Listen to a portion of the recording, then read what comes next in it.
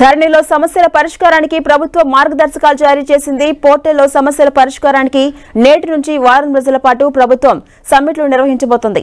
ధరణి applications ను వెంటనే పరిష్కరించాలంటూ CM ఆదేశించారు. ఒక టైం లైన్ విధించి ఆ లోపల పెండింగ్ అప్లికేషన్లు పూర్తి చేయాలని తెలిపారు. ధరణిని అడ్డం పెట్టుకుని ఆక్రమించిన ప్రభుత్వ భూముల విషయంలో కఠినంగా వ్యవహరించాలంటూ సీఎం అధికారులను ఆదేశించారు.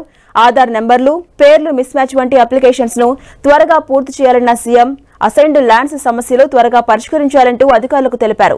ఇక కరెక్షన్ చేసిన అప్లికేషన్ల డీటెయిల్స్ ను ఎలక్ట్రానిక్స్ రికార్డ్స్ రూపంలో భద్రపరచాలంటూ సూచించారు సీఎం.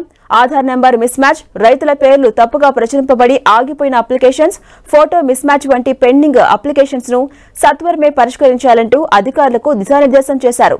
అసైన్డ్ ల్యాండ్ల సమస్యలను కూడా వీలైనంత త్వరగా పరిష్కారమయ్యేలా చూడాలన్నారు.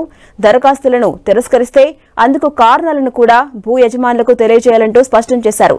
ధరణి సమస్యల పరిష్కారానికి తహసీల్దార్ కార్యాలయాల పరిధిలో తహసీల్దార్లు, డిప్యూటీ తహసీల్దార్లు, రెవెన్యూ ఇన్స్పెక్టర్స్ నేతృత్వంలో 2 లేదా 3 బృందాలను ప్రభుత్వం ఏర్పాటు చేయబోతోంది. ఈ బృందాలు క్షేత్రస్థాయికి వెళ్లి విచారణలు జరిపి విచారణ నివేదికలను సంబంధించిన ఉన్నతాధికారులకు పంపిస్తారు.